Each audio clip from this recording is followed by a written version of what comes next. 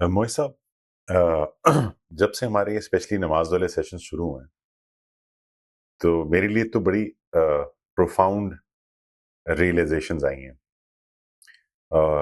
मज़े की बात यह है कि अल्लाह ताला जब मुसलमान घर में हमें पैदा कर देता है, तो उसके बाद बहुत कम चीज़ें होती हैं जो हमें नई मालूम होती हैं, लेकिन सबसे बड़ा एसेट ये होता है कि उस पर रिफ्लेक्ट करने का मौका मिले, या उसको ऐसे जाविये से कोई प्रेजेंट कर दे कि जहां वो आपके बात आपके दिल में उतर जाए और आपको रिफ्लेक्ट करने पे मजबूर कर दे। तो एक तो उसके लिए बहुत शुक्रिया। दूसरा ये कि मैंने फिर अभी एक जसारत ये की है कि अपनी थॉट्स को मैंने एक छोटा सा राइटअप लिख लिया, विच आई वांटेड टू शेयर, कि this is my personal learning. अगर किसी और को इससे कोई रिफ्लेक्शन या पॉइंट ऑफ व्यू मिल जाए तो आई बी वेरी हैप्पी। इंशाल्लाह। It will probably take 3-4 minutes. Ji ji, please go ahead. मेरा अभी तक का जो रिफ्लेक्शन है वो ये है कि कुरान के मुताबिक नमाज का मकसद सिर्फ नमाज के दौरान अल्लाह को याद करना नहीं है, बल्कि अपनी पूरी जिंदगी के हर लम्हे में अल्लाह की याद को जिंदा रखना है। नमाज के अरकान और तरीके बहुत अहम है और इनमें बड़ी हिकमत है, लेकिन यही असल मकसद नहीं है। सिर्फ जाहिरी तरीकों की सख्त पाबंदी वो बुनियादी चीज नहीं जो मेरे अंदर वो तब्दीली पैदा करेगी जिसके लिए नमाज कायम की अल्लाह ताला ने। अल्लाह ताला हम में जो तब्दीली देखना चाहते हैं वो सिर्फ नमाज के दौरान नहीं, बल्कि हमारी जिंदगी के हर लम्हे में होनी चाहिए। और ये तब्दीली उस वक्त आएगी जब हम नमाज को अल्लाह के साथ अपने रूहानी ताल्लुक को मजबूत करने की एक बुनियादी मश्क के तौर पर इस्तेमाल करेंगे। अगर मैं नमाज को सिर्फ दिन के चंद मिनट समझूं जिनमें अल्लाह ताला मुझे गौर से देख रहा है, मेरे अल्फाज और मेरी जिस्मानी हरकत की पाबंदी को जांच रहा है, तो अल्लाह की रहमत से मुझे उसका अजर जरूर मिलेगा। लेकिन शायद मैं उस फायदे को मुकम्मल तौर पर हासिल नहीं कर पाऊंगा जो नमाज में मेरे लिए रखा गया। लेकिन अगर मैं नमाज को अपने दिन का वो हिस्सा समझूं जहां मैं पूरी तरह अपनी तवज्जो अल्लाह ताला की तरफ मोड़ देता हूं, उस अल्लाह की तरफ जिससे मुझे अपनी जिंदगी के किसी भी लम्हे मिलना है, अगर मैं उस पर्दे को उठने से पहले अल्लाह के साथ अपनी रोजाने की मुख्तसर मुलाकात समझूं इसे, अगर मैं इसे उसकी तरफ एक बराह रास्त कॉल, जहां उसने मुझे ये मौका दिया है कि मैं सच्चाई और खुलूस के साथ अपना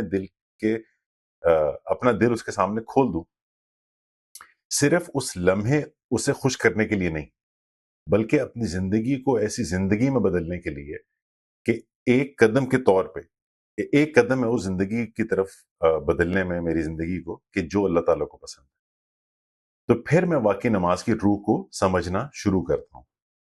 अपने मसरूफ दिन में से एक खलल समझने के बजाय मैं इसे वो धड़कन समझता हूं जो बज़ाहिर बिखरी हुई जिंदगी को एक रिदम देती है। तब नमाज मेरी रूहानी जिंदगी की रीढ़ की हड्डी बन जाती है। और एक आखिरी बात इसमें जो रियलाइजेशन बड़ी इंपॉर्टेंट थी, कि मेरे नजदीक ईमान की नशो नुमा नज्म ज़ब्त और रूहानियत के इस बैलेंस में होती है, जहां ना ईमान सिर्फ सख्त रसूमात के जाल में फंस जाता है और ना ही वो तखय्युल और जज्बात और ख्वाहिशात के पीछे हुदूद से तजावुज करके बहक जाता है। वाह, ब्यूटीफुल जी, बहुत खूबसूरत है माशाल्लाह, बहुत खूबसूरत। इसकी जो आपने बात फरमाई है कि नमाज के हवाले से, कि जब तक अगर मेरा ये जो नमाज की बरक़ात हैं जो मुझे नमाज से मिली हैं, खुदा की हुजूरी मिली है, ये अगर मैं नमाज से बाहर नहीं आएगी, इसकी बेहतरीन मिसाल वो है जिधर अरबों की जो रिलीजॉसिटी थी उसके ऊपर तबसरा करते हुए ये कहा कि अरायतल्लज़ी युकज़्ज़िबु बिद्दीन फ़ज़ालिकल्लज़ी यदउल यतीम वला यहुद्दु अला तआमिल मिस्कीन। और फिर देखें आगे क्या कहा, फ़वैलुल लिल मुसल्लीन। ऐसे ऐसे नमाजियों के लिए बर्बादी है। कैसे नमाजियों के लिए? वो जो है अल्लज़ीना हुम अन सलातिहिम साहून, जो गफलत में है, ठीक, जो कि इंसान के साथ जो उसकी बेसिक मोरालिटी है उसके ऊपर भी कारबंद नहीं होते। तो वो क्या नमाज होगी कि जो मुझे इस तरफ नहीं लेके आ रही। तो इसलिए ये ज़रूरी है कि वो जो नमाज की बरक़ात हैं वो आपकी आप यानी वही बात जो मैंने पहले गुजारिश की थी, कंपार्टमेंटलाइज नहीं करना है ज़िंदगी को। اٹ از ناٹ ایک کمپارٹمنٹ اللہ تعالیٰ کے لیے. یہ ہم سے بڑی غلطی ہو جاتی ہے. یہ میری پوری زندگی اللہ تعالیٰ کے لیے.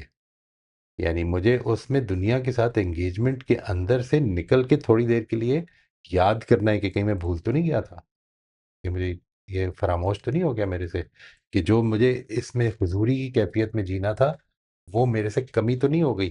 تو اس کو ریجوینیٹ کرنا ہے مجھے واپس، انشاءاللہ. زبردست ہے جی، ماشاءاللہ. انشاءاللہ. جی رافعہ آپ انمیوٹ کر لیجیے. السلام علیکم. وعلیکم السلام ورحمۃ اللہ جی. میں یہ پوچھنا چاہ رہی تھی کہ جب نماز عربی میں پڑھتے ہیں تو مجھے لگتا ہے کہ میری کنسنٹریشن نہیں اتنی ہوتی، کیونکہ مجھے عربی پوری طرح آتی نہیں ہے. تو آپ نے جیسے کہا کہ کچھ چیزیں ہیں جو عربی میں ضروری ہیں اور باقی سب کچھ اپنی زبان میں کہہ سکتے ہیں. عطیات جیسے ہے اس کے وہاں بیٹھ کے دعائیں پڑھ سکتے ہیں.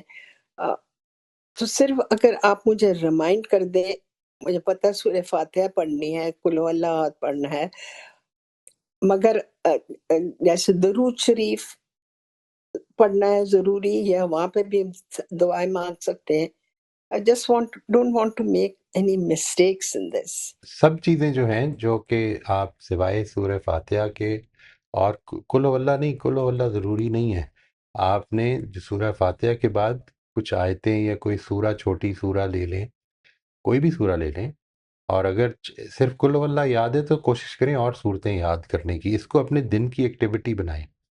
If you have any routine of taking a walk, تو کوشش کریں کہ اپنے کانوں پہ ہیڈ فون لگا کے کوئی سورہ ریپیٹ پہ لگا کے سنتی رہیں، وہ یاد ہو جائے گی کچھ عرصے میں. اور اس طرح کی ایکٹیویٹیز کوشش کریں. These are good activities as well. ٹھیک ہے جی. یہ اس کے نتیجے میں جو آپ دو کام جو ہے نا جو کرنے ہیں وہ آپ کمبائن کر لیں گے تو اس کا فائدہ ہوگا. اس کے علاوہ جو کچھ ہے سوائے اللہ اکبر اور سمع اللہ لمن، یعنی جو جو چیزیں آپ موومنٹس کے ٹائم پہ کرتے ہیں، یعنی نماز کے آغاز میں اللہ اکبر کیا ہے، اس کے بعد رکوع میں اللہ اکبر کیا ہے، سمع اللہ لمن حمدہ کیا ہے، یہ جو آپ موومنٹس کے ٹائم پہ کرتے ہیں یہ عربک میں رہیں گے، because these are the things which are spoken loudly in a congregational prayer. اور جو آپ اس کے بعد خاموشی سے کر رہے ہوتے ہیں وہ اپنی لینگویج میں کریں، چاہے وہ درود شریف ہے. درود شریف کا مطلب نبی صلی اللہ علیہ وسلم کے لیے دعا ہے. آپ وہ دعا جو ہے اس کو سمجھ لیں، اس کی اچھی طرح سے ٹرانسلیشن کو دیکھیں، اور اپنے دل سے نبی صلی اللہ علیہ وسلم کے لیے دعا کریں. یعنی یہ انسان کبھی کوئی سیرت کی کتاب پڑھیں تو آپ دیکھیں کہ نبی صلی اللہ علیہ وسلم نے اللہ تعالیٰ کی کتاب ہم تک پہنچانے کے لیے کتنی صعوبتیں جھیلی ہیں، کتنی مشکلیں جھیلی ہیں، کیا کیا ان کے ساتھ پرابلمز آئی ہیں. یہ جب آدمی ریئلائز کرتا ہے اور صحابہ کرام کی جو قربانیاں ہیں وہ یاد کرتا ہے اور اس کو سمجھتا ہے، تو اس کے نتیجے میں ایک گریٹفلنس، ایک احساس پیدا ہوتا ہے کہ یہ لوگ کیا تھے کہ جنہوں نے اللہ تعالیٰ کے ساتھ یہ کمٹمنٹ کی تھی. کل کسی نے مجھے بات کرتے ہوئے کہا کہ یہ کتنی عجیب بات ہے کہ جب ہم بلال کو دیکھتے ہیں کہ انہوں نے لا الہ الا اللہ محمد رسول اللہ کہہ دیا تو ان کی زندگی بدل گئی. اس کے بعد وہ کرج پیدا ہو گئی، وہ کنوکشن پیدا ہو جاتی ہے، وہ ڈٹرمنیشن پیدا ہو جاتی ہے کہ میں نے ان سب چیزوں کو برداشت کرنا ہے. اب اس سے کوئی فرق نہیں پڑتا، میرا مسئلہ اب صرف اللہ تعالیٰ کی حضور میں کامیاب ہونا ہے. اور ہم لوگ جو ہیں بچپن سے ہمیں ملا رہا ہے، تو میں نے ان سے یہ کہا تھا کہ اصل میں اس میں ایک ازمپشن ہے، ایک بیسک ازمپشن ہے جس کے ساتھ ہم جیتے ہیں، اور وہ یہ ہے کہ ہم مسلمان گھر میں چونکہ پیدا ہو گئے ہیں اس لیے مسلمان ہی ہیں. تو یہ ازمپشن ہی ٹھیک نہیں ہے. اصل میں مذہب کوئی انہیریٹنس کی چیز نہیں ہے، مذہب ایک اختیار کی جاتی ہے چیز، اور وہ اختیار کی جاتی ہے جس وقت ہم انٹلیکچولی اس جگہ پہ پہنچتے ہیں کہ کوئی فیصلہ کر سکیں. ہمیں یہ پرابلم ہے جو آپ نے فرمایا ہے، یہ بات بالکل ٹھیک ہے کہ ہمارے ساتھ یہ پرابلم ہے کہ ہمیں یہ چیزیں، یہ پریکٹسز انہیریٹنس سے ملی ہوئی ہیں، تو یہ محض ریچولز بن گئی ہیں انفارچونیٹلی. ان کو دوبارہ سے زندہ کرنا ہے اپنی زندگی میں، اور اس کے لیے ضروری ہے کہ آپ، میں نے پچھلی دفعہ بھی آپ سے گزارش کی تھی، ساری چیزیں جو نماز میں ہیں صرف اس طرح سمجھ لیں کہ صرف وہ چیزیں جو ایکشنز کے ٹائم پہ بولی جاتی ہیں. سورہ فاتحہ قرآن مجید کی جو آیتیں ہیں جو یا صورتیں ہیں جو سورہ فاتحہ کے بعد پڑھی جائیں گی، جب ہم نے ہدایت کی دعا مانگی تو اللہ تعالیٰ کی طرف سے جو ہدایت ملی ہے اس کو ہم نے عربی میں پڑھنا ہے. اس کے علاوہ سارا کچھ ہی جو ہے ایکشنز کے ٹائم پہ جو الفاظ بولے جائیں گے، السلام علیکم ورحمۃ اللہ، السلام علیکم، یہ ساری چیزیں جو ہیں یہ عربک میں رہیں گی، اور باقی جو ہیں وہ آپ اپنی لینگویج میں پڑھ سکتے ہیں. Thank you. You're welcome. جی شبانہ آپ انمیوٹ کر لیجیے. جی السلام علیکم. وعلیکم السلام ورحمۃ اللہ جی. مجھے نہیں پتا میں نے آج کیا بولنا ہے، لیکن بس یہ بتانا ہے کہ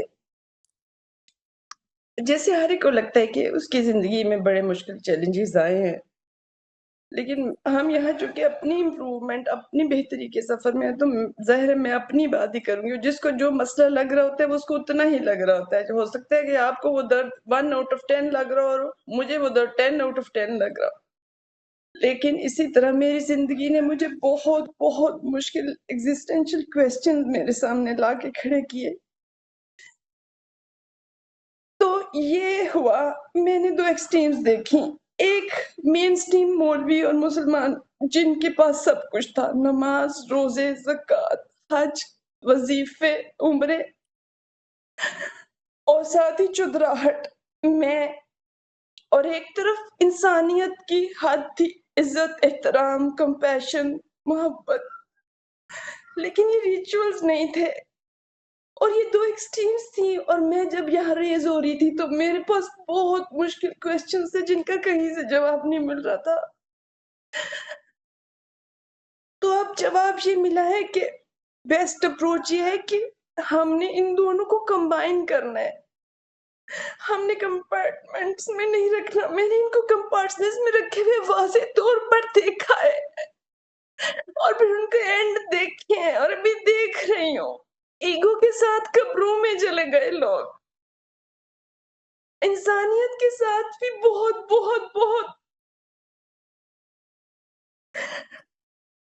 یہ اپنے لیے لیسنز لینے ہیں جی ہمیں. کبھی بھی اس چیز سے ڈسکریج نہیں ہونا کہ دوسرے کیا کر رہے ہیں. دوسرے ہمارا مسئلہ نہیں ہے ابھی، ہمیں یہ دیکھنا ہے کہ ہم نے کیا کرنا ہے انشاءاللہ. اور اگر کوئی دوسرے میں کمی نظر آئے اس کے لیے دعا کریں اور اس سے سبق حاصل کرنا ہے ہمیں. These are the important lessons کہ مجھے ایسا نہیں ہونا، اور اللہ تعالیٰ اس کو ٹھیک کرے. ججمنٹ سے پرہیز کریں جس حد تک ممکن ہو سکے، اور لیسنز لینے، اور اللہ تعالیٰ کا احسان ماننا ہے ہمیں اس چیز کا کہ اللہ تعالیٰ نے ہمیں یہ توفیق دی کہ ہم اس سے سیکھ سکیں انشاءاللہ. اور کبھی بھی یہ نہ محسوس کریں زندگی کے اختتام تک، کبھی بھی یہ محسوس نہ کریں کہ مجھے مل گیا. Be a learner, be curious, be somebody who is always searching انشاءاللہ. انشاءاللہ انشاءاللہ. ایک ایک امپورٹنٹ ریئلائزیشن جو موئی صاحب آپ نے ہی مجھے ایک زمانے میں ایڈوائس دی تھی، جو ایسے موقع پہ جیسے بھی جس طرح شبانہ ذکر کر رہی تھی اس میں بڑی کام آتی ہے، وہ ہے کہ اللہ تعالیٰ ہمیں فنڈامنٹلی دنیا میں جس طرح آزماتا ہے وہ انسانوں کے ذریعے ہی آزماتا ہے. اور یہ ذہن میں رکھنا چاہیے کہ میں اپنے حد تک بڑا اچھا انسان ہوں گا اور کوشش کرتا ہوں گا، لیکن میں بہرحال آس پاس والوں کے لوگوں کے لیے امتحان، ان کی زندگی میں امتحان میرے تھرو آ رہا ہے ڈسپائٹ مائی بیسٹ انٹینشنز. اور میں جتنا مرضی کوشش کر لوں میں بہرحال سورس آف ٹیسٹ رہوں گا بہت سارے لوگوں کے لیے، جس طرح دوسرے میرے لیے رہیں گے. اور یہ ریئلائزیشن میں صرف اس لیے ہائی لائٹ کر رہا ہوں کہ it gives this peace, it gives this comfort کہ اچھا اگر if I can see wrong آؤٹ سائڈ، باہر مجھے کچھ مسئلہ نظر آ رہا ہے تو ان کو ادھر نظر آتا. تو یہی قانون ہے قدرت کا. اور وہ جو آپ نے بات کی کہ if I don't want to be judged تو I have to develop this habit کہ میں دوسروں کو نہ کروں جج. پین بھی اس سے بڑا ریلیف ہوتا ہے. اور دعا ضرور کریں جب بھی دیکھیں اپنے قریب، اپنے دور کے لوگوں کو کہ کچھ غلطی کر رہے ہیں تو دعا ضرور کریں.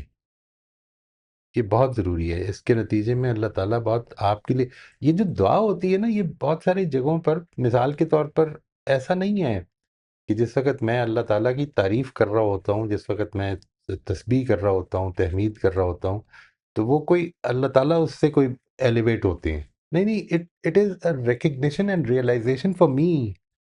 یہ یاد کرنے کی چیزیں ہیں کنٹینیوسلی.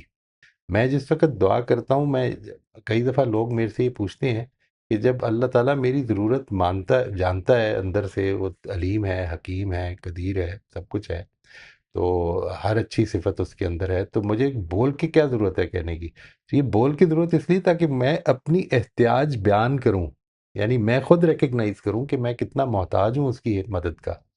یہ امپورٹنٹ ایسپیکٹ ہے. یعنی انسان جس وقت کسی کے آگے ہاتھ پھیلاتا ہے تو اصل میں وہ صرف اس کو نہیں متوجہ کر رہا، میں خود بھی اپنے آپ کو متوجہ کر رہا ہوں کہ میں اس کے بغیر کچھ بھی نہیں ہوں. وہ اگر نہیں دے گا تو نہیں ملے گا. لا مانع لما آتیتا ولا موتی لما منعتا. پروردگار اگر تو نے نہیں دیا تو کوئی دے نہیں سکتا، اگر تو نے روک لیا تو کوئی دے نہیں سکتا، اور کہ تو نے اگر دینا ہے تو کوئی روک نہیں سکتا. یہ جو ایسپیکٹ ہے میرے اندر پیدا ہو تاکہ میں اس کی طرف رجوع رکھوں اپنا کنسسٹنٹلی زندگی میں. یہ بڑی فنڈامنٹل بات ہے بھائی صاحب. یہاں پہ رہنے والے کتنے دوستوں کے ساتھ اپنا بھی میرا ذاتی ایکسپیرینس رہا ہے یہ کہ ہم جب حرم جاتے ہیں، جو یہاں رہنے کا ایک بہت بڑی نعمت ہے کہ اکثر جانا جب چاہیں چلے جاتے ہیں. جب ہم حرم جاتے ہیں تو وہاں پہ عموماً بڑی فرسٹریشن ہوتی ہے، کیونکہ ہر طرح کے لوگ آئے ہوتے ہیں. ان کا بیہیویئر لوگ آرگنائز طریقے سے نہیں، وہ دھکم پیل کر رہے ہوتے ہیں. پھر کچھ لوگ ایسے بھی میں شاید خود تو اتنا نہیں ہوں ججمنٹل، آئی ہوپ سو لیکن کچھ دوستوں سے کئی دفعہ سننے کو ملی فرسٹریشن کہ جی وہ دیکھیں وہ ایسے کر رہے تھے، وہ ایسے کر رہے تھے. دوسروں کی ریچولز اور اپیرنس اور اس کی وجہ سے وہ فرسٹریٹ ہوتے ہیں کہ دیکھیں حرم میں یہ کوئی کرنے کی چیز ہے اس طرح. لیکن اسی طرح کے ایک دوست نے سالوں کے بعد ریگولرلی حرم جانے کے بعد ایک دن مجھ سے یہ دل کھولا اس نے کہ مجھے احساس ہوا اچانک سے آج حرم میں جاتے ہوئے کہ جتنے لوگ آئے ہوئے ہیں یہ اللہ تعالیٰ نے توفیق دی، اللہ تعالیٰ نے یہاں تک پہنچائے ہیں، اس کے مہمان ہیں یہ. میں اعتراض کر رہا ہوں ان کے اوپر، میں اپنی پریزنس خراب، اپنا میں رویہ، میری جرت کیسے ہو رہی ہے یہ؟ The point I am trying to make is کہ یہ سوچ ہمارے ساتھ تو وہاں تک چلی جاتی ہے جہاں تک ہم ایکسپیکٹ کرتے ہیں کہ اچھا سامنے اگر کعبہ نظر آ جائے کہ پھر تو میں ٹھیک ہی ہو جاؤں گا، پھر تو میرا رویہ مناسب ہی ہوگا. وہاں تک چلا جاتا ہے ساتھ. اس قدر یہ امیزنگ بات ہے، یہ ریئلائزیشن اتنی سگنیفیکنٹ ہے. مجھے جب میں اللہ تعالیٰ نے ایک ہی دفعہ موقع دیا، اللہ تعالیٰ پھر دے جی بات خواہش ہے دل میں آمین کہ پھر آمین. اس گھر کو وزٹ کرنے کا موقع دے. اور جب ہوا تو میں اپنے ایک دوست کے ساتھ تھا، اور وہ تگڑا آدمی تھا بہت، تو اس نے اپنی تصویر بھی کھینچی کہ کعبہ کی دیوار کے. تو مجھے کہتے ہیں میں نے اس طرح سے مطلب لوگ جو ادھر سے آ رہے تھے ادھر سے کونی ماری، یہ کیا and I reached. I got a little incited by that, اور میں نے سوچا کہ یار یہ تو مزے کی بات ہے. اینڈ آئی ٹرائڈ دیٹ، اور ابھی شروع نہیں کیا تھا تو یہ احساس ہوا کہ نہیں یہ ٹھیک نہیں ہے. مطلب پیچھے سے ایک ریلا آیا جو جس طرح سے لوگ آتے تھے آپس میں ہاتھ ڈال کے، اور دھکا دیا، ادھر سے ادھر ہو گیا میں. تو جب ایسا ہوا تو پھر مجھے غصہ تو چڑھا امیجیٹلی، لیکن پھر یہ خیال آیا کہ جو سورہ بقرہ کے احکام ہے کہ جس میں یہ کہا ہے کہ جب تم کرتے ہو، اس کی نیت کرتے ہو، تو تمہارے لیے کیا کیا چیزیں ضروری ہیں. تو اس کے بعد میں نے کہا کہ نہیں، میں بالکل اینڈ پہ رکھوں گا. کعبے کی دیوار کو یا کعبے کے پردے کو چھیڑنا کوئی ضروری نہیں ہے، اللہ تعالیٰ بس قبول کر لے. یعنی اس وقت مجھے وہ ضروری ہے زیادہ جو اللہ تعالیٰ کو پسند ہے. تو میرا خیال ہے کہ دس ویل از سیڈ. اللہ تعالیٰ کی بڑی عنایت ہوتی ہے کہ اس طرح کی چیزیں اس وقت یاد آ جائیں، کیونکہ وہ موقع ایسا ہوتا ہے کہ جس وقت آدمی تھوڑا سا انسائٹ ہوا ہوا ہوتا ہے، اور ظاہر ہے کہ وہ ایسی چیز ہے کہ جو ہم ہر دوسرے دن کر بھی نہیں سکتے، تو اس میں ایک جذبات بھی ہوتے ہیں. اللہ تعالیٰ اس چیز کی توفیق دے جی بس. آئی پرے. آمین اینڈ آمین. اٹس ویری امپورٹنٹ، یہ بہت ہی امپورٹنٹ بات ہے کہ try to hold back judgement. حضرت مسیح نے جو کہا ہے نا کہ ڈو ناٹ جج so that ye not be judged, انجیل کے الفاظ ہیں کہ تم دوسروں کی ججمنٹ نہ کرو تاکہ اللہ تمہاری ججمنٹ نہ اس طرح سے کرے جس طرح تم کر رہے ہو. یعنی جس طرح سے تم دوسروں کی ججمنٹ کرو گے اسی طرح تم لوگوں کے بارے میں تھوڑا سا مرسیفل رہیں. شو مرسی. شو انڈرسٹینڈنگ، شو ایمپتھی. ان کی بیک گراؤنڈ ایسی ہے، وہ اس طرح سے سوچتے ہیں، ان کو عادت پڑی ہوئی ہے. Give them so many reasons to be doing what they are doing, but take yourself on the path of improvement. May be اللہ تعالیٰ آپ کے ذریعے سے کتنے ہی لوگوں کے لیے دل کھول دے انشاءاللہ. انشاءاللہ. جی اندلی پلیز گو ہیڈ. السلام علیکم. وعلیکم السلام جی. سر میرا کوشچن جو ہے یہ جو 2 آیات ہیں الرحمن الرحیم مالک یوم الدین، مطلب جی اس میں پہلی آیت ہے وہ مطلب امید دلاتی ہے، اور جو دوسری آیت ہے یہ اللہ کی خشیت پیدا کرتی ہے. تو میرا سوال یہ ہے کہ اللہ کی خشیت تو تبھی پیدا ہو سکتی ہے جب ہم اللہ کی معرفت ہوگی، اس کی عظمت اور بڑائی کا صحیح معنوں میں ہمیں علم ہوگا، احساس ہوگا، ایکسپیرینس ہوگا. تو کوشچن میرا یہ ہے کہ ہم اللہ کی، اور یہ چیز اللہ کی صفات پہ غور و فکر سے ہی آئے گا. جی تو سوال یہ ہے کہ ہم اللہ کی صفات پہ یا اللہ کی جو آیات ہیں، چاہے وہ قرآنی آیات ہیں یا کائنات میں جو نشانیاں ہیں، ان پہ ہم غور و فکر تدبر کیسے کریں؟ مطلب کیا طریقہ ہوتا ہے غور و فکر تدبر کا؟ کوئی کتاب، کوئی ٹپس ٹرکس کچھ سجیسٹ کیجیے.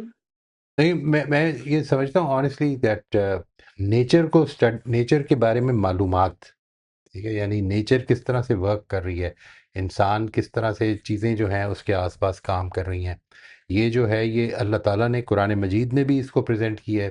کس طرح سے یہ جو قرے ہیں ہمارے آس پاس، یہ کس طرح سے اپنے نظام میں بندھے ہوئے ہیں، قرآن مجید نے بھی اس کو پریزنٹ کیا ہے. اور یہ بہت ساری چیزیں جو ہیں اسی طرح سے مثال کے طور پر آپ if you would like to, اس میں اگر آپ کا انٹرسٹ ہو تو میں سمجھتا ہوں کہ one of the best ways of getting exposed to this is, یہ جو آج کل بڑی اچھی ڈاکیومنٹریز بنتی ہیں ڈسکوری چینل پہ، نیشنل جیوگرافکس پہ، جو کہ نیچر سے ہم کو انٹروڈیوس کراتی ہیں کس طرح سے ایکالوجی جو ہے وہ گڑبڑ ہوتی ہے، کس طرح سے ایکالوجی کا بیلنس رکھا گیا ہے، کس طرح سے جانور جو ہیں وہ سینکڑوں میل دور ٹریول کر کے تو اپنی زندگی کو سسٹین کر رہے ہوتے ہیں.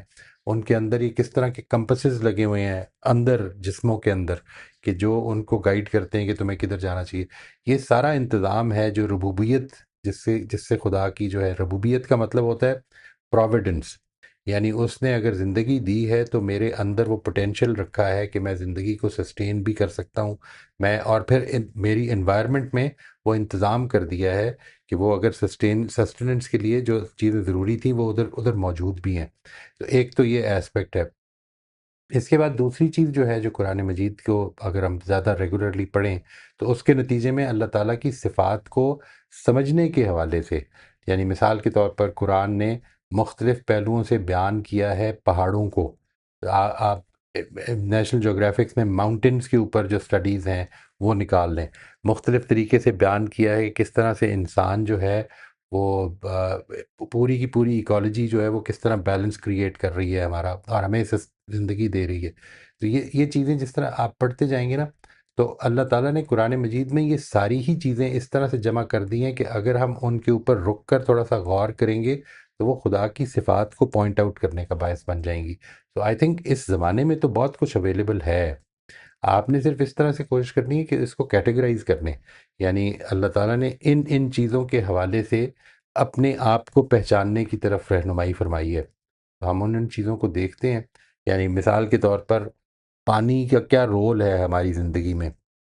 مجھے اس کی بڑی پریشانی ہو جاتی ہے کہ جب لوگ یہ کہتے ہیں کہ پانی کتنا اس کا لیول نیچے چلا گیا ہے زمین میں اور سارا کچھ، یعنی پانی کے بغیر زندگی ایگزسٹ نہیں کر سکتی، کسی بھی صورت میں ایگزسٹ نہیں کر سکتی. یعنی میں یہ نہیں کہہ رہا کہ انسان کی زندگی، کوئی زندگی بھی ایگزسٹ نہیں کر سکے گی اگر پانی نہیں ہوگا، اور پانی کم ہوتا جا رہا ہے. And this is something that we need to be very very careful about.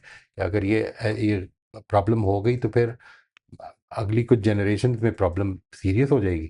یعنی آج جو ہے جنگیں شاید پراپرٹی کے لیے اور ویلتھ کے لیے ہوتی ہیں، تو اس وقت فوڈ کے لیے ہونی شروع ہو جائیں گی. اور یہ مسائل ہیں، ان چیزوں کو دیکھنا، ان چیزوں کو سمجھ کے اللہ تعالیٰ کی قیامت کے حوالے سے جو اس نے ایکسپلینیشن دی ہے اس کو دیکھنا، اپنے عمل کو دیکھنا یہ ساری چیزیں جو ہیں یہ انشاءاللہ اللہ تعالیٰ کی صفات سے جڑ کر ہمیں اس بیلنس میں لے کر آتی ہیں. آپ نے بالکل ٹھیک فرمایا. الرحمن الرحیم جو ہے مثال کے طور پر، یہ دیکھیں نا، یہ جو صفات ہیں، کہ خدا مہربان ہے، لیکن خدا مہربان ہے اور اس کی رحمت جو ہے وہ ابدی ہے. اس کے ساتھ ہی اس کا مطلب یہ بھی ہے کہ خدا جو ہے وہ عادل بھی ہے، اور وہ رحمت کا تقاضا بھی ہے کہ عدل کرے. یعنی اگر زیادتی ہوئی ہے تو اس زیادتی کا معاملہ ٹھیک بیلنس میں لے آیا جائے، جسٹس ہونی چاہیے، فیئرنیس ہونی چاہیے. یہ اس کی عدل کا، اس کی رحمت ہی ہے. تو اگر اس پہلو سے دیکھیں گے تو وہ ساری چیزیں جو ہیں بنیادی صفات اللہ تعالیٰ کی، میں لوگوں کو بیان کرتا ہوں کہ اگر جو میری زندگی سے بہت زیادہ ڈائریکٹلی ریلیٹ کرتی ہیں ان کو سمجھ لیں، اور پھر اس کے حوالے سے اپنے یعنی سوچیں کہ میں نے کس کس پہلو سے ان کو اسٹڈی کرنا ہے. اللہ تعالیٰ ہر چیز جانتا ہے، اللہ تعالیٰ ہر چیز کا علم رکھتا ہے. نمبر 2 یہ کہ اللہ تعالیٰ ہر چیز پر قدرت رکھتا ہے. نمبر 3 یہ کہ اللہ تعالیٰ حکیم ہے، اس کے ہر فیصلے میں حکمت ہے. اور نمبر 4 یہ کہ اللہ تعالیٰ آئی ایم سوری، قدیر میں نے خود کہہ دیا، اللہ تعالیٰ رحیم ہے. اللہ تعالیٰ بڑا مہربان ہے. تو رحیم ہے، قدیر ہے، علیم ہے، اور رحیم ہے، قدیر ہے، علیم ہے، اور حکیم ہے. اس کے ہر فیصلے میں حکمت ہے. یہ 4 صفات ہیں جو میری زندگی سے ڈائریکٹلی ریلیٹ کرتی ہیں. مثال کے طور پہ اللہ تعالیٰ الحی ہے. ابھی میں نے آپ کو ایکسپلین کیا کہ ہمارے ارد گرد ساری چیزیں زندگی موجود ہے. We are surrounded by life. But اگر آپ دیکھیں تو ان میں سے کوئی بھی الحی نہیں ہے. الحی کا مطلب یہ ہے کہ انڈیپینڈنٹلی الائیو. ان میں سے کچھ بھی دنیا میں کچھ بھی انڈیپینڈنٹلی الائیو نہیں ہے. Nothing, not even a single thing. یعنی آپ اس کی انوائرمنٹ سے اس کو نکال دیں وہ مر جائے گی. وہ ڈپینڈنٹ ہے اپنی انوائرمنٹ پہ. اللہ تعالیٰ ایسے زندہ ہے کہ اس کو زندگی کے لیے کوئی چیز نہیں چاہیے. یعنی یہ ہے اس کی ایک ڈسٹنکٹ کوالٹی. میں امیجن ہی نہیں کر سکتا، اس لیے کہ میں اس طرح کی چیز سے ایکسپوزڈ ہی نہیں ہوں. میں صرف اس کو ایک طرح سے فینٹسائز کر سکتا ہوں اپنی امیجنیشن میں کہ شاید اس طرح کا کچھ ہو سکتا ہے، ایسا بھی کوئی چیز، کوئی ہستی ہو. لیکن میرے ایکسپوجر سے باہر کی چیز ہے. وہ قائم رکھے ہوئے ہے سب کچھ، اور جب چاہے گا آپ کے اندر کی اور آپ کے باہر کی وہ چیزیں جو ہیں وہ ڈسٹرب ہو سکتی ہیں. یعنی یہ جو ایسپیکٹس ہیں یہ ہر وقت اپنے ذہن میں زندہ رکھیں. آج جب اٹھے ہیں اور آنکھیں دیکھ رہی ہیں تو کتنا شکر ادا کیا ہے. ٹھیک ہے، یعنی اس لیے کیونکہ یہ دیے سے دیکھ رہی ہیں. somebody has given these to you, therefore you can see. یہ ابیلٹیز میرے اندر انہیرنٹلی ایسے موجود نہیں ہیں کہ میں ان کو رکھ سکتا ہوں جب تک رکھنا چاہوں. یہ جس دن چلی جائیں گی میں روک نہیں سکوں گا. جی، ان نعمتوں کو تو ہم لوگوں نے فار گرانٹیڈ لیا ہوا ہے. Absolutely, absolutely. یہ الحی کو سمجھنا ہے. یعنی اللہ تعالیٰ دیکھنے والا ہے، اس کو دیکھنے کے لیے میری طرح آنکھیں اینک نہیں چاہیے. That is God's attributes. وہ انڈیپینڈنٹ ہے بالکل، میں نہیں ہوں. میں تو اس کے اوپر ٹوٹلی ڈیپینڈنٹ ہوں. یہ چیز ہے، یہ ریکگنیشن جب پیدا ہوتی ہے تو دعا نکلتی ہے کہ پروردگار جو کچھ تو نے دیا ہے میں نے ڈیزرو تو نہیں کیا. آئی ڈڈ ناٹ ڈیزرو اٹ. پروردگار تو نے بانٹا، تو نے دے دیا، تو بڑا مہربان ہے. یہ ایسپیکٹ پیدا ہونا چاہیے. یعنی میرے سامنے ہے، لوگ یہ کہتے ہیں کہ اگر یہ آزمائش ہونی تھی تو اللہ تعالیٰ نے یہ سب کچھ دینا ہی تھا نا. آپ کے سامنے ہے، بہت سارے لوگ ہیں جن کے پاس نہیں ہے. آزمائش تو پھر بھی ہو جائے گی. یعنی آزمائش سے نکلنے کا انسان کے پاس صرف ایک ایسی کیپیسٹی ہے کہ اگر نہ ہو تو آزمائش ختم ہو جاتی ہے، اور وہ انسان کی عقل ہے. اگر اس کا کانشیسنیس ختم ہو گئی ہے تو انسان اب آزمائش نہیں ہے اس کی. ٹھیک ہے، وہ اب جس کو آپ کہتے ہیں معذور ہے. ٹھیک ہے جی. لیکن باقی جو کچھ بھی، اگر میں اندھا پیدا ہوا ہوں، میں بہرا پیدا ہوا ہوں، میں لنگڑا پیدا ہوا ہوں، یہ پیدا تو ہو سکتا تھا اس طرح سے. ایسے ہیں لوگ، وہ میں نے بتایا تھا ایک سیشن میں. نک وائچچ کو دیکھیں ذرا کسی وقت. نک وائچچ، NICKVUJICIC. یہ آسٹریلین ایک صاحب ہیں، اینڈ یو مسٹ سی ہم. کبھی دیکھیں. ہی واز بورن دا وے ہی از. جیسے وہ ہیں وہ اس طرح پیدا ہوا تھا. اور بہت ہی انسپریشنل شخصیت ہے وہ. تو اس کو ضرور دیکھیں اگر موقع ملے. اس طرح پیدا ہو سکتا ہے، میرا بیٹا بھی اس طرح پیدا ہو سکتا ہے. اور کیا کر سکتے ہیں؟ I have no control over things, absolutely naan. تو اس چیز کو جب میں سمجھ لیتا ہوں کہ یہ ہے کنٹرول میرا، اور میرے پاس جو کنٹرول ہے اس میں اللہ تعالیٰ مجھ سے یہ تقاضا کر رہے ہیں کہ میرے آگے سبمٹ کر دو. If you submit to me, تو پھر تمہیں میں جنت دے دوں گا. سر یہاں سے ایک اور مطلب یہ ہے کہ کافی میں پوچھنا چاہ رہی تھی کہ جو قرآنک ورڈز ہیں ان کی کوئی خاص ڈکشنری جہاں سے مطلب ان کی معنی سمجھ آئے. اب جیسے اردو بھی کچھ الفاظ ہیں وہ عربک کے بھی ہیں، عربک کے ہیں وہ اردو میں، جیسے احسان، فتنہ، تو اردو میں تو وہ کچھ اور معنوں میں استعمال ہوتے ہیں، جی لیکن جی عربک میں ان کا کچھ اور ورڈ ہے. تو جی کوئی جی. ایسی یا کوئی ویب سائٹ جہاں سے نہیں، آپ کو اب تو یہ آپ کو ویسے ہی مل جائے گی. مطلب یہ جو ہوتا ہے کیا جس کو کہتے ہیں، یہ جو چیٹ جی پی ٹی قسم کی چیزیں جو ہیں اس پہ بھی مل جائے گی، لیکن اس میں بہتر یہ ہے کہ کوئی اچھا ترجمہ رکھیں. یعنی ترجمہ جو ہے وہ فائدہ دے گا، ورنہ الگ الگ ورڈز کی تحقیق کرنے میں ایک لے مین کے لیے زیادہ مشکل ہو جاتا ہے. یعنی دیکھیے ہر لفظ جو ہے نا وہ اصل میں کانٹیکسچوئل ہوتا ہے، وہ اپنے جملے کے اندر رکھ کر اس کا کیا مطلب ہے. جو ڈکشنری ہے وہ اصل میں اس کو بتاتی ہے کہ اس کے جنرل مطالب کیا کیا ہے، ان میں سے ادھر کون سا مطلب مراد ہے. یہ سمجھنا جو ہے، یعنی دیکھیں احسان جو ہے، ہم جب اردو میں بولتے ہیں تو ہم بولتے ہیں فیور کے معنی میں، ٹھیک ہے. اور احسان جو ہے جب عربی میں بولتے ہیں تو بولتے ہیں کہ دا موسٹ اپروپریٹ وے کے معنی میں، ٹھیک ہے. وبالوالدین احسانہ کا مطلب یہ ہے کہ اپنے ماں باپ کے ساتھ وہ رویہ رکھو جو کہ بہترین ہو، جو شاندار ہو، ٹھیک ہے. یعنی تمہیں ان سے یہ تقاضا نہیں کیا اللہ تعالیٰ نے کہ ان کی اوبیڈینس کرنی ہے ہر حال میں. اوبیڈینس تو اللہ کی کرنی ہے، اور کسی مخلوق کی اوبیڈینس جو ہے وہ چاہے شوہر ہو، چاہے ماں باپ ہوں، چاہے جو مرضی ہو، وہ خدا کے احکام کی نافرمانی میں نہیں ہو سکتی. یہ حق ہی ختم ہو جاتا ہے. اس چیز کو تو بڑی اچھی طرح سمجھیں. جو رویہ رکھنا ہے وہ جو مرضی ہے، باپ جیسا بھی ہے، شرابی ہے، جواری ہے، جو مرضی ہے، مجھے اس کے ساتھ احسان کا رویہ رکھنا، اس لیے کہ وہ میرا باپ ہے. یعنی یہ ہے جو مجھے رکھنا ہے. بات نہیں ماننے کی ضرورت، اگر میں سمجھتا ہوں کہ وہ غلط ہے تو نہیں ماننی، لیکن احسان کا رویہ رکھنا تھینک یو سر. ہے. ایک کویشچن ہمیں موئی صاحب چیٹ میں آیا ہوا ہے ناہید کا. آئی تھنک آپ نے اس کا آنسر دے دیا ہے، لیکن پھر بھی میں دوبارہ سے سوال پوچھ لیتا ہوں. سوال یہ ہے کہ نماز کے بعد جو دعائیں ہم کر رہے ہوتے ہیں، صبح کے اذکار وغیرہ، جس میں جہنم سے بچنے کی دعا، ہدایت کی دعا، مختلف دعائیں بھی آ جاتی ہیں، تو ہم الگ سے اپنی زبان میں بھی مانگتے ہیں یہی دعائیں.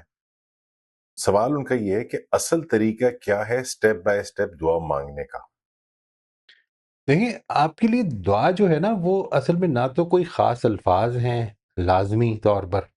بہت اچھی خوبصورت دعائیں ہیں جو خود قرآن مجید میں آ گئی ہیں، بہت ہی شاندار دعائیں ہیں، اور نبی صلی اللہ علیہ وسلم کی طرف سے جو آئی ہیں بہت ہی خوبصورت دعائیں ہیں. یہ ساری دعائیں اصل میں ہم کو ان سے سبق لینا ہے کہ کس طرح اللہ کے پیغمبر نے کس طرح سے دعا کی، یا اللہ تعالیٰ نے کس طرح سے دعا کرنے کو پسند کیا. لیکن یہ بات کہ دعا بیسیکلی میرے دل کی آواز ہے. اس کو آپ ورڈز دے بھی رہے ہیں یا نہیں دے رہے ہیں، it is a secondary thing. Words دینا مجھے اچھا لگتا ہے، یعنی I like to give them words, لیکن وہ ورڈز آپ کے دل سے نکلے ہوئے ورڈز ہونے چاہیے نا، تاکہ وہ آپ کی پکار بنے. تو نماز کے اندر مانگیں، نماز کے باہر مانگیں، ہر وقت مانگیں، اٹ ڈزنٹ میٹر. میں تو ابھی آگے جس چیز کی طرف جانا چاہ رہا ہوں وہ یہ ہے کہ ہماری زندگی کے وہ ٹریگرز، جس طرح سے ہمیں ٹریگرز سیٹ کرنے چاہیے، ٹریگرز کو بنا لینا چاہیے اپنے لیے. جس طرح میں ایک دفعہ یہ گزارش کی تھی کہ یہ سوچیں اگر روڈ ریج کا مسئلہ ہے، آپ کو گاڑی چلاتے ہوئے غصہ چڑھ جاتا ہے، تو گاڑی کی چابی جو ہے اس کو ٹریگر بنا لیں کہ میں نے غصہ نہیں کرنا.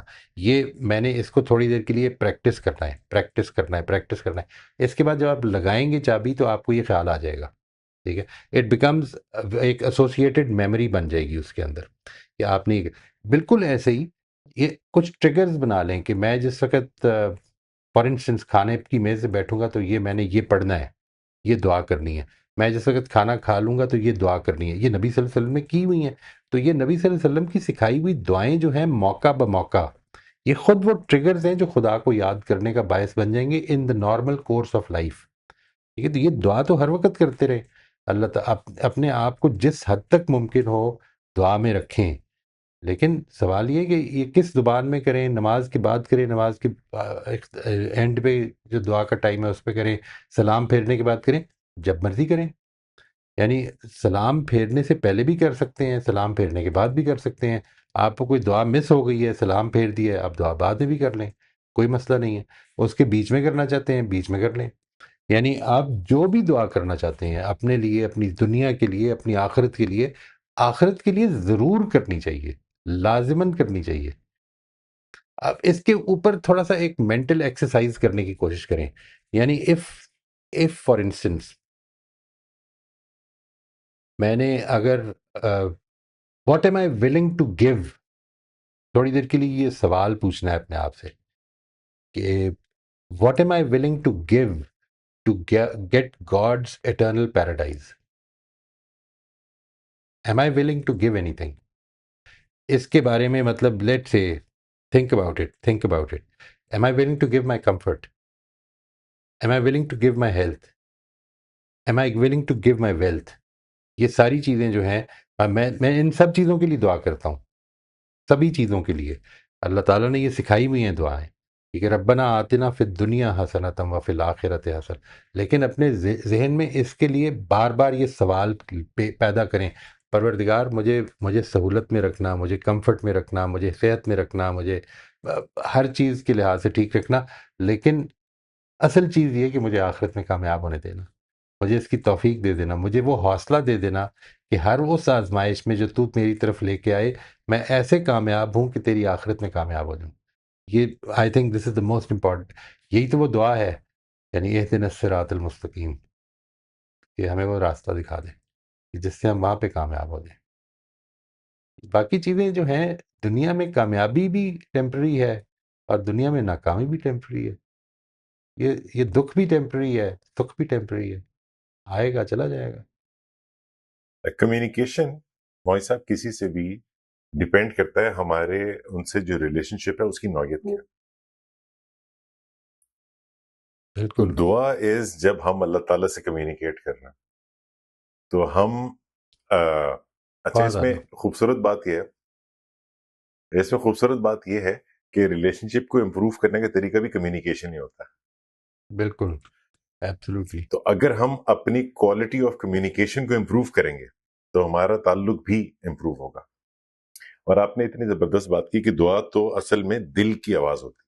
تو جب ہم رسول اللہ کی دعائیں دیکھ رہے ہیں تو یہ ہمارے لیے ایک انسپریشن ہے، ایسپریشن ہے کہ وہ کیسا دل ہوگا کہ جس کی آواز ہے یہ. یا ایگزیکٹلی. تو مجھے ان الفاظ کو دہرانا تو ہے لیکن آبجیکٹو یہ ہے، ایسپریشن یہ ہے کہ دل اس طرح کا ہو جائے. وہاں تک پہنچ تو نہیں سکے بالکل گا ایسپریشن یہ ہے، لیکن ڈائریکشن وہاں، ایبسلیوٹلی ایسپریشن یہ ہے.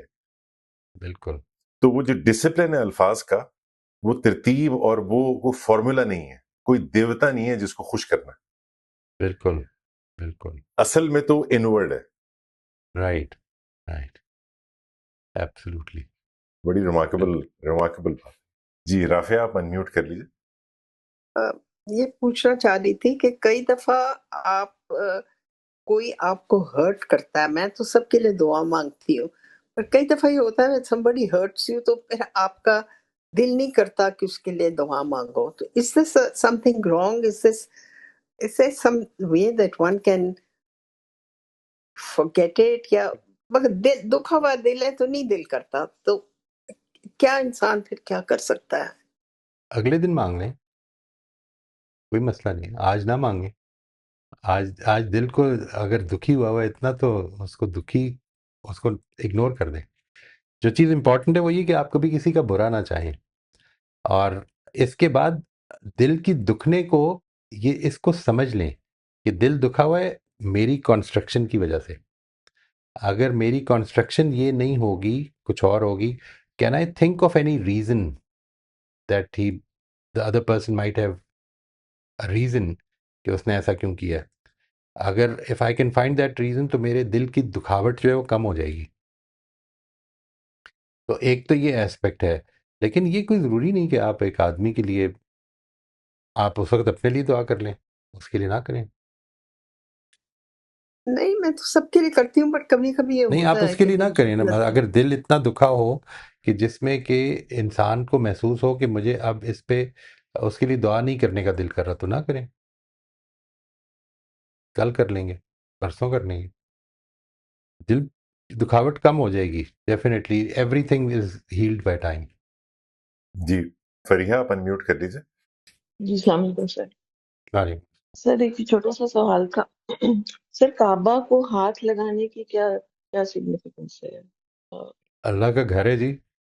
یعنی آپ یوں سمجھ لیں کہ اللہ تعالیٰ کا ڈیزگنیٹڈ ہاؤس، اور اس کے اندر پھر یہ بات کہ جس طرح سے ساری چیزیں جو ہیں وہ سمبل ہیں، تو اللہ تعالیٰ کی عبادت کا گھر ہے، نمبر ایک. نمبر دو یہ کہ جو ہم نے عہد کیا ہوا ہے، عہد کا ایک پرانا جو طریقہ ہوتا تھا وہ یہ ہوتا تھا کہ ہم ہاتھ میں ہاتھ رکھ کے بیعت کرتے تھے کہ میں آئی پلیج الیجینس ٹو یو، میں تمہارا وفادار ہوں گا، اب میں ہمیشہ مرتے دم تک تمہارا وفادار رہوں گا. یہ بادشاہوں کے ساتھ بھی کیا جاتا تھا. تو اللہ تعالیٰ نے اسی چیز کو ایک سمبولک طریقے سے حجر اسود کو اللہ تعالیٰ کا ہاتھ قرار دے دیا کہ یہ خدا کا ہاتھ ہے. تو ظاہر ہے کہ جس طرح سے ہم بادشاہ کے ہاتھ چومتے تھے، اس کے لیے ہاتھ میں ہاتھ رکھ کے عہد کرتے تھے، تو جتنا میں قریب ہو سکتا ہوں وہ کریں. لیکن ظاہر ہے کہ وہ ایسی جگہ ہے کہ جس میں کہ آپ یو کی not go near that Kaaba it self. تو آپ اگر آؤٹر سرکل میں چل رہے ہیں تو پھر آپ کے لیے وہ جو ہاتھ ہے اس کو اٹھا کے آپ ایک سمبلائز کر دیتے ہیں اسی عہد کو. تو اب اصل چیز یہ ہے کہ کیا چیز اس وقت امپورٹنٹ ہے میرے لیے، کہ میں ایک تھوڑا سی جان لگا کے اور لوگوں کو تھوڑا دھکم پیل کر کے ادھر پہنچ جاؤں اور پھر ہاتھ میں ہاتھ رکھ لوں، یا یہ کہ میں نے جو اللہ تعالیٰ نے پسند کیا ہے کہ نہ کوئی جھگڑا ہو، نہ کوئی بے حیائی ہو، نہ کوئی اس طرح کی بات ہو کہ جو نافرمانی کی بات ہے وہ نہ ہو اس میں. تو میں پھر اس کے لیے I take a decision, make a decision and I go around the outer circle میں بھی. تو ہے تو اس کی بڑی ویلیو ہے، بٹ وہ ویلیو سمبولک ہے. یعنی it should never actually you know be at the cost of people. It should not be at the cost of people. آپ کو اگر موقع مل گیا ہے، ایسے ٹائم پہ گئے ہیں کہ رش نہیں ہے، تو آپ سمجھیں خوش قسمتی ہے، بہت ہی زیادہ خوش قسمتی ہے کہ آپ بالکل کعبہ کی دیوار کے ساتھ کر رہے ہیں، طواف بھی کر رہے ہیں، اس کو ہاتھ بھی لگا رہے ہیں. نہیں موقع ملا تو کوئی بات نہیں. Thank you sir. سر ایک اور چھوٹی سی بات شیئر کرنی تھی. جب ہم قرآن پڑھ رہے ہیں تو اس میں وہ جو پارٹ آیا تھا نا کہ رکوع کرو اور جھکنے والوں کے ساتھ جھک جاؤ، جی تو اس پہ آپ نے کہا تھا کہ کیپ تھنکنگ اباؤٹ اٹ کہ یہ کیا ہے. سر اس دن میں ساجد صاحب کو سن رہی تھی اور انہوں نے اس کو اس طرح ایکسپلین کیا تھا کہ رکوع کرو اور جیسے پوری کائنات اطاعت میں اللہ تعالیٰ کے آگے جھکی ہوئی ہے، ایسے صحیح، تم بھی جھک جاؤ. زبردست. تو سر یہ بہت پیاری بات لگی تھی، تو آئی تھاٹ کہ میں یہ بالکل شیئر کر لوں. بس تھینک یو سر. بالکل. تھینک یو جی، بہت شکریہ جی. جی ہمارا وقت ختم ہو گیا آج کا. تھینک یو سو مچ موئز صاحب. تھینک یو جی، بہت شکریہ. السلام علیکم. السلام علیکم.